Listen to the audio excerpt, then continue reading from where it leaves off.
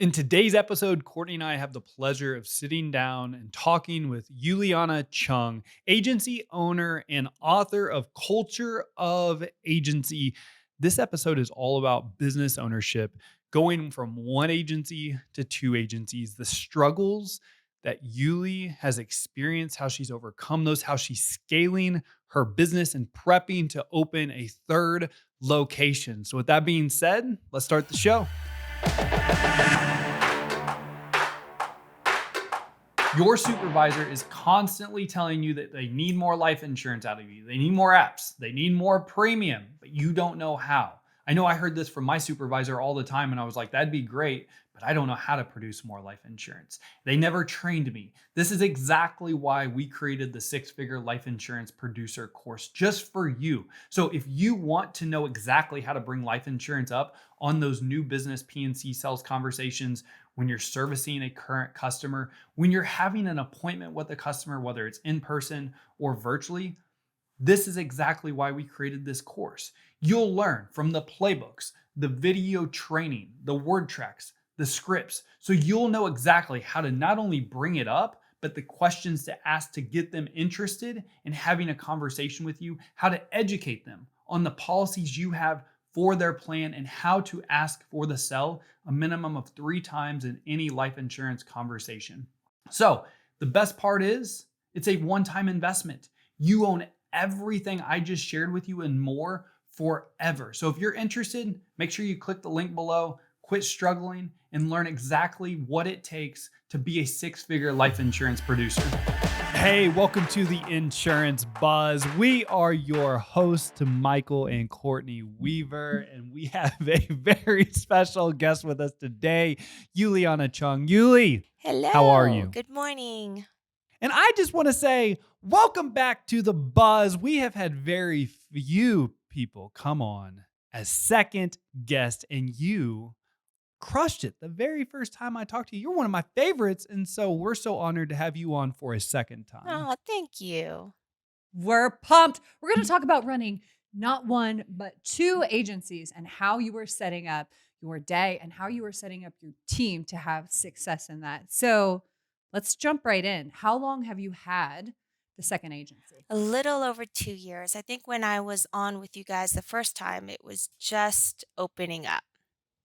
Let's get into the deets. How has the transition been going from one agency, one location to now two? I don't know. I mean, honestly, like I thought, I had one agency figured out. Like I thought I got this agency thing down. I mean, it only took me like 18 years, but I think I'm good, right? I even wrote a book about it, but just opening that second agency, I mean, you don't know what you don't know until you're in that situation, right? And so it definitely is a different animal to have two agencies versus one. I think it's been a little bit of a struggle that first year. Second year, I think we kind of nailed it down a little bit and had some success. And we're still trying to fine tune things.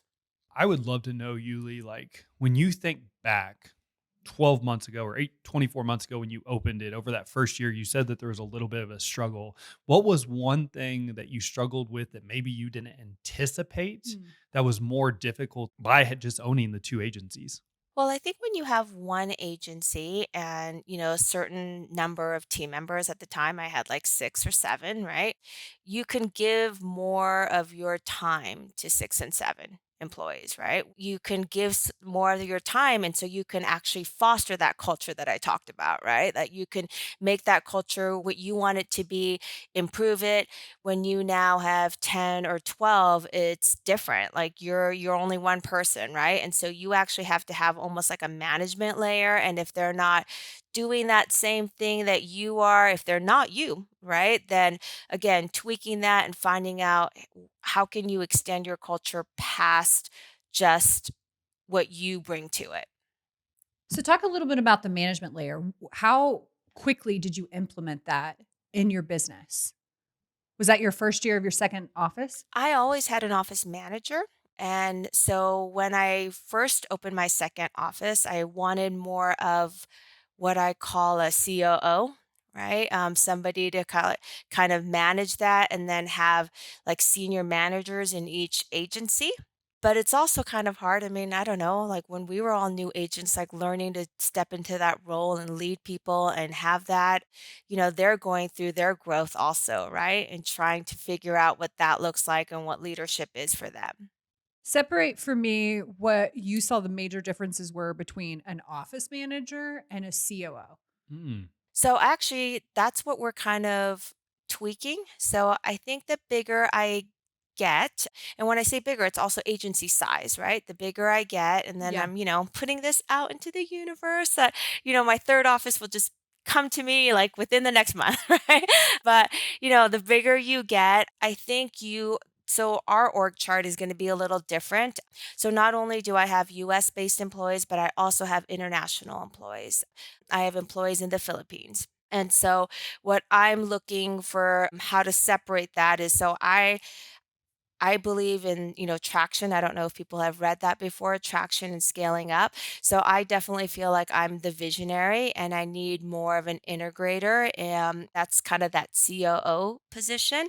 And then so that's the integrator. And then I want more of a sales manager, a service manager. And so those are all US based, right? The sales leaders will have their sales team, the service leader will have their service team. And then I have international employees that are going to be my HR, full-time HR, full-time marketing. I have a part-time bookkeeper, CPA. She's a licensed CPA in the Philippines. So that's kind of the roles that I'm kind of separating into. So it sounds like you've went through a lot of business owner growth. Am I hearing this correctly? Like going from 1 to 2, it's forcing you to get a little uncomfortable to delegate even more. And but also it sounds like that now instead of managing like the 7 people maybe you had at the first location, now you're up to 12 or 13.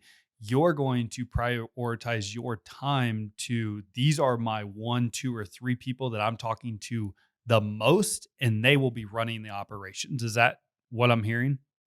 Yes, definitely. I'm getting to a certain age. That milestone birthday is coming up. I'm going to turn 30, right? I I'm was like, going with what? that. I know. I'm like, what's your milestone? What age do we need to be looking out for? I'm not going to say the real Yeah, number, don't. No, we're all going to stick with 30 forever. Yes.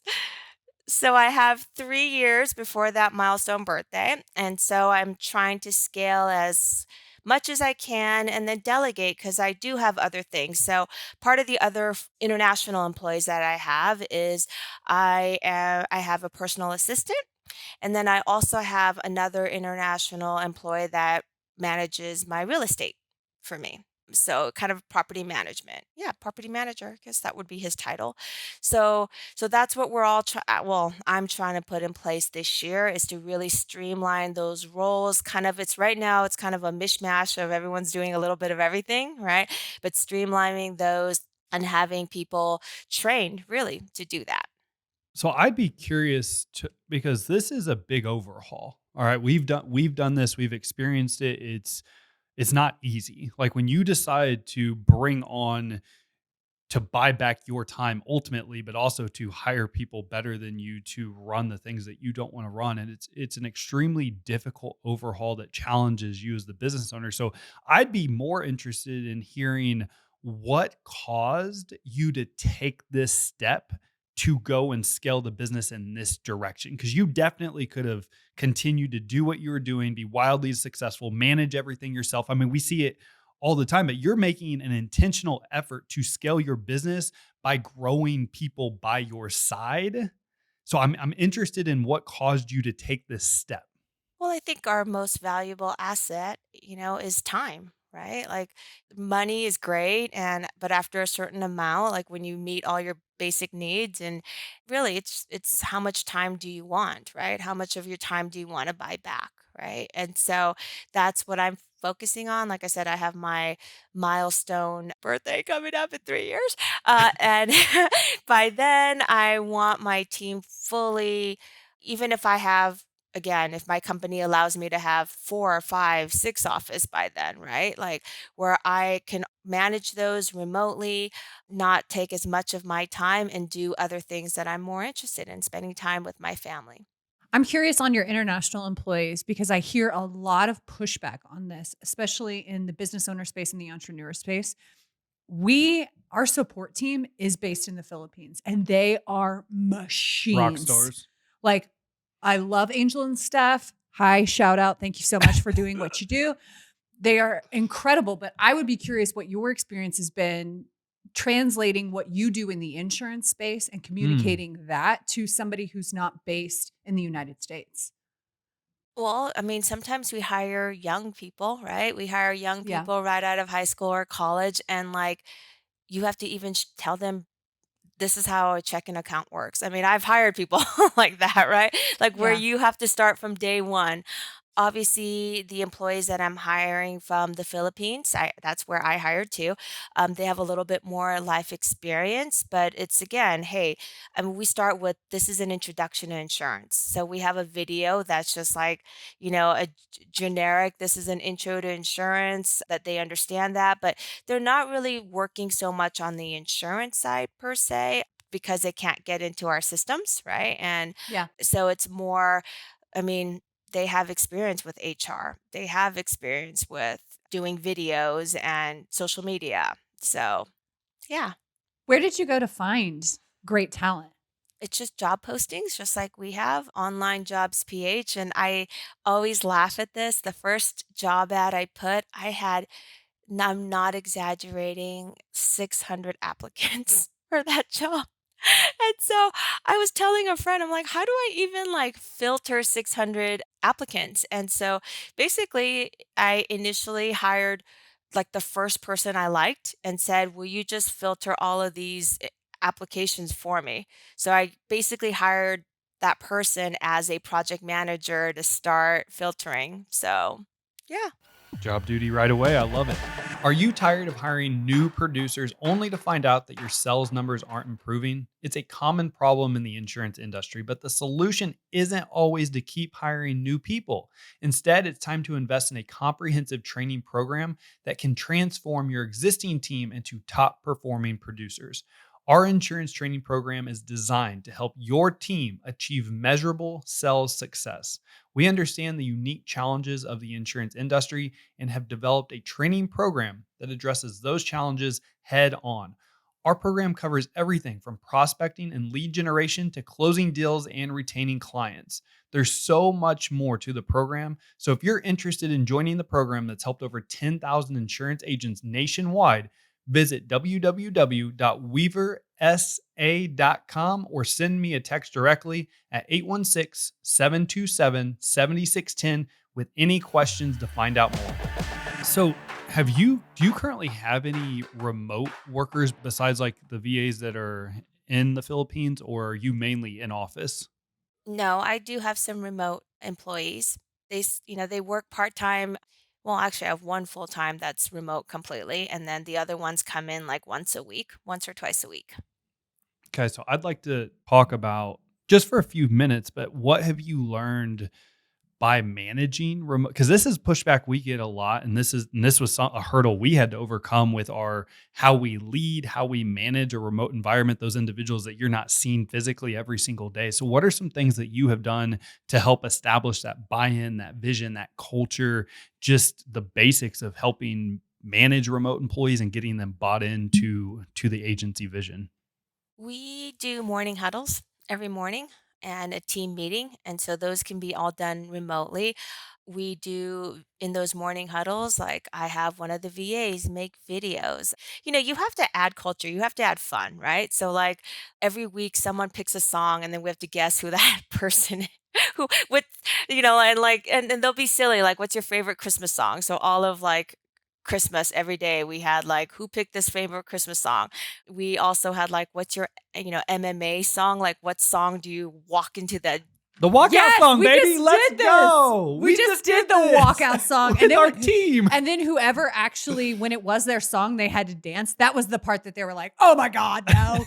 But yeah, okay, I love it. I'm in. Keep going. That's exactly what we do. We also celebrate, like celebrations like anniversaries and birthdays. And sometimes they have to be done remotely where we're basically eating lunch together on screen like this, right?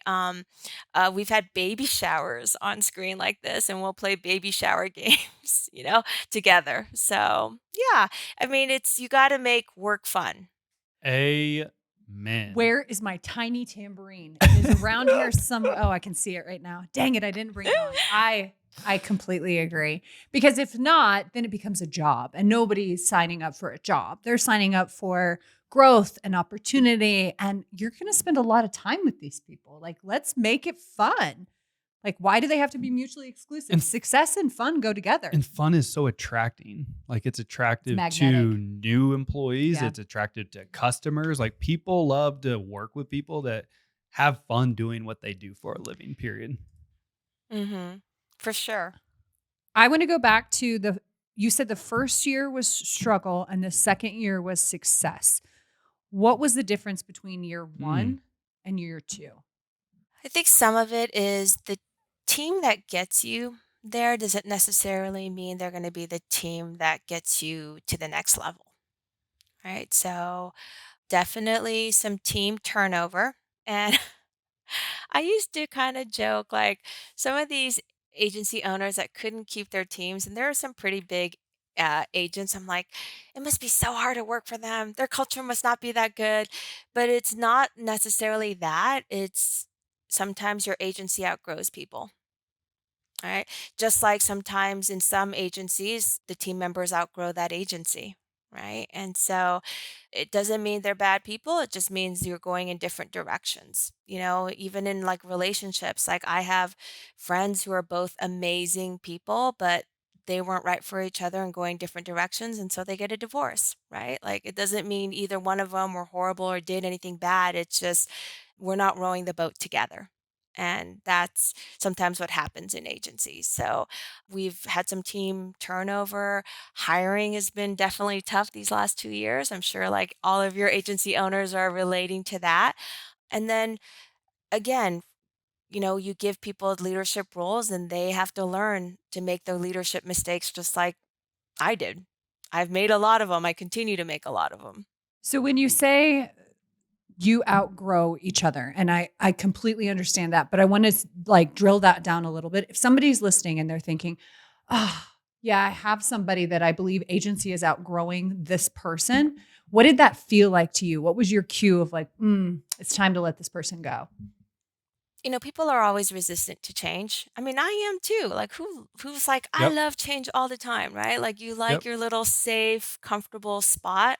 And so everyone's going to be resistant, but then there's also people that are like, I can't move forward. Like I'm not happy with this change. I can't do this. And then it sometimes becomes a little toxic, right? In the Mhm. agency. And they kind of get where like this is not they know it too, right? That Mhm. it's not the right place for them.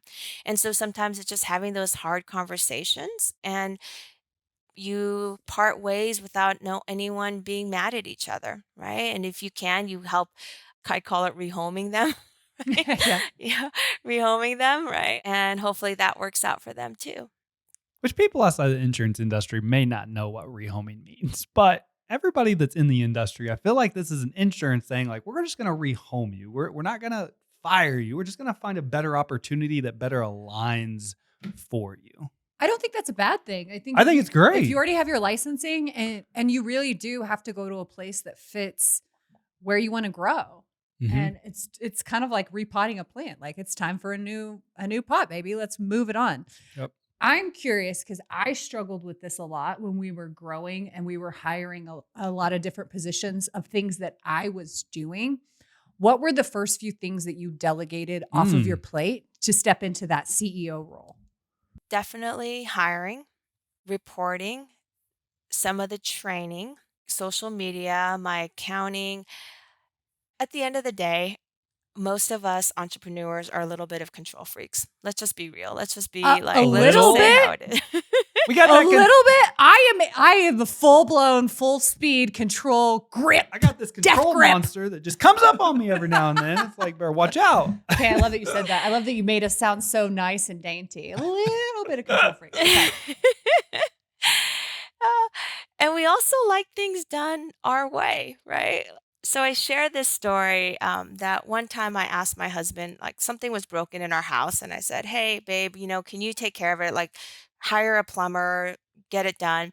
And so the way that I would do that, if this was my task, I would look on Yelp, look on Google, find the top 3 reviewed, plumbers, call all of them, get estimates for all 3, and then pick the best price and the person that I felt was going to do the best job. What does my husband do? He hires the first person on the list, and it's literally done that day, right? And he probably paid like $100 to $200 more for that job than what he could have gotten it for. Right. And I remember being so annoyed, like, "Ugh, you didn't do it right. Like, you paid $100 or $200 more. You didn't like research it and didn't do it." And I was complaining about him to one of my friends. And my friend said, he got it done. It was done that day. Like, the way you would have done it would have taken like probably a week, or 3 or 4 days. He got it done. It's not like $100 or $200 is going to take food off your table. Like, he got it done, right? And so what I learned from that experience is I consider that like my husband got like a B. How I would have done it is an A, A job. He got rated a B. And sometimes you have to be okay with a B, even though a B is an Asian F. Like, sometimes you have to be okay with that. That is the best quote of the whole podcast. Oh my God. Oh my God. Done is better than perfect. Yeah, right? 80% done by somebody else is better than 100% done by you. Oh, Yes. shit. But the B is an Asian Asian F F. is forever. Okay, that's our motto in our house That's now. the quote on the bus from here on out, man. Oh my God. I completely relate to this because what we have started to do, not in our relationship, because Michael and I are very different and we just have to communicate what done looks like. Like, what does done look like to you? But I think even with our team is communicating the intention, like, this is the outcome that I want, and being okay with however they get from point A to point Z. Like, if it's not our way, it might be better, which is a hard pill to swallow of, Yeah. they actually might do this better than I have been doing it, because it's a fresh perspective. But I love that you bring that up. I love that you said the quote of the buzz, forever and ever moving forward. But when talking about that, it's been a huge game changer for us, and difficult definitely for me. I'm probably might even be more of a control freak than you are, but I used to, like, especially early on in my career, I wanted things done a certain way. We have a process, everybody does them the same way. Now, with the growth that we've had as business owners and entrepreneurs, it's like, I don't want a team that I have to manage all the time. I want a self-managing team, and this is what done looks like. How you get there, it's like, done is done. Well, and I think where it gets tricky is because in the insurance space, especially with your conversations Matt, have to be consistent. There has to be processes. Yes. There are certain processes that you cannot deviate off the plan. But there's a lot of things in the insurance space, like hiring, where you can make that whatever you want to. You can set up team meetings however you want to. You can set up training however I thought it you was want to. funny when you asked her very first thing she delegated was hiring. That was one of the first things we delegated as well to our COO. Oh my gosh. It's like a heavy hiring, eye roll. recruiting, Like, obviously email. We delegated that out to our EA, but hiring was the first thing for our CEO. We're it's like, overwhelming. take this over. You get just like you said, the 600 applications, and you're like, okay, if I was young and single and this was like my Tinder app and I was swiping, I would be so excited. But I am old and married now, running a business, and I don't need these many options. Okay. You ain't old. You just married. All right. Well, it's not even just that, but like, I'm just like, I like everybody. Yes, you want a job, you just seem so great, versus like the person that I have doing it is much harsher than I would be in a Yep. good way. Yep. I think that's the role of the integrator too. If you are a visionary, you're a dreamer, you're looking for opportunities, you're coming up with ideas. An integrator really is the get shit done kind of person. They're the ones who take your, hey, I'm in the car and I sent 33 voice memos and I'm thinking about this. And they take that information. They go, okay, how do I deliver this in a way that the whole team understands? Definitely. The other thing I've really had to work on is as much as I'm delegating, I've realized recently, I'm like, "Ugh, I'm delegating so much. Why am I still so overwhelmed?" And I realized I'm still the bottleneck. And what I mean by that is everyone's doing their job, but they're still checking in with me. They're still checking in. Is this okay? Is this, you know, what do you think of this? And I keep telling them, you don't need to check in with me. Like you already, that's fine. You knew the answer. Like, why are you checking in? And again, my husband pointed this out to me because we had a water loss in one of our rentals, and he's taking care of that, dealing with the contractors and everything. And he was asking me, he's like, what do you think we should do for the paint and the flooring? Like, pick that. And I'm like, I don't care, babe. You pick it. And he's like, Hun, you say that you don't care, but later on you're going to be like, why did you pick this ugly ass shit, right? Like, why did you pick this? And I totally do that. I do that with obviously him. I do that with my team. And even if I'm not saying it, it's like in my face. Like I make this like, kind of like, oh, why did you do that? Like face, right? And so I have had to tell my team that I'm, as great as I am, I'm not perfect. And so I may sometimes get upset. Like it might not be how I did it, just that's my first reaction, right? Or I may make a face or I might not be happy, but if I overreacted, I after I've calmed down, I will definitely come back to you and apologize. But also like I understand like I got to let some of that go. I was telling a friend, I was scared to go to this rental house and be like, "Oh, it's gonna be super ugly." But we just went and checked it out this weekend, and he did a good job. I gave my husband an A minus. Okay. There we go. She's like, there's no way in hell I'm giving him an A ever. So A minus is as good as we're going to. Hey, that's better than that B, baby. Yuli, I feel so seen when you say that because I am the exact same way. I will run that same track of, I don't care, do what you want. And in my mind, I'm thinking, well, this is what I would do. This is how I would do it. This is what I would pick. I hope they pick the same thing. So I've had to work on, I even got a thumbs up in our recording. Like, yeah, okay, I see it. I've had to work on self-awareness of knowing that how they do it is going to be different than how I do it. And also psychological safety. There's nothing that you're going to do that is that extreme that I'm going to fire you over one little thing like that. Like if you put something out or if there's something on the website or whatever that looks like, it's okay. So setting that up. But hearing you say that, especially you let him pick tile and paint colors. I mean, Michael Weaver, I love you, but there is no way in hell I would let that go. I am too I know. like, I know. I love decorating a house though. So Yuli, thank you for sharing that. I feel seen. I want to circle back to the agencies before we wrap this up. Are you running both agencies as one agency or are you running them as two like separate offices? I think it's more efficient, and maybe I'm wrong, and you're going to have other agency owners that say that they want to run them as two separate. I just think it's more efficient if you can run them as one. You have one hiring person, you have, the same people doing the service for both agencies. You don't have to have as many service people. If you have sales doing sales for both agency, again, you don't have to have as many salespeople.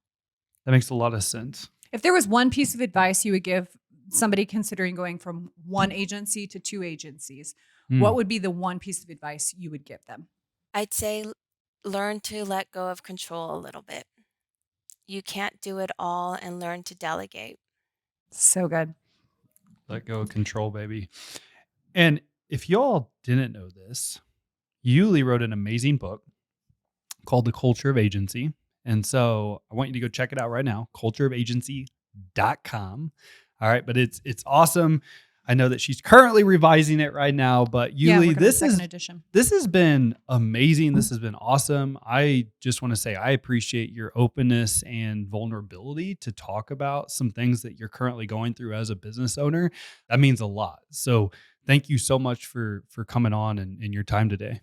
I would love to know, if you're listening, what was your biggest takeaway from this conversation with Yuli? Text us 816-727-7610. There was a lot of nuggets. I took a full page of notes, but I would love to know your biggest takeaway. I feel like you're going to get all these texts that say, Yuli's kind of a control freak. And they're going to be like, she got an A- for today's podcast. Those are the texts that you're gonna... Absolutely not. And if you do send that, I will screenshot it and I'm sending it your way, Yuli. But I don't think, I actually think that, at least for me, hearing you say that, it really resonated with me as an entrepreneur, as a business owner, navigating the struggles and the success of what it looks like to run a modern day business. You were really transparent and you were really honest. And that's really what the world, especially in our industry, needs, is like, let's pull back the curtain. Let's talk about what we're going through. Yeah, we're control freaks. Let's just put it up. Name it to tame it. Let's put it out there. That's what we got going on. And then we can do something with it. So no, I don't think you're going to get an A-. Absolutely not. A+. This is an A+ episode all day long. That's the type of student I was, okay? So I expect an A+. Listeners, please say, text Courtney and Michael and say Yuli was A+, okay? Oh, shit. I love it. It's been awesome. So for those of you that are listening, thank you so much for your support as always. We truly do appreciate you. We appreciate your support. I haven't asked this in a long time, so I'm going to go ahead and ask it. This was an A+ episode, so if you haven't already, give us a 5-star review. We're going for over 100. We would love your help with that. Other than that, as always, time is the most valuable and important asset that we all have. We truly do appreciate you spending time with us today on The Buzz. Go out and make it great.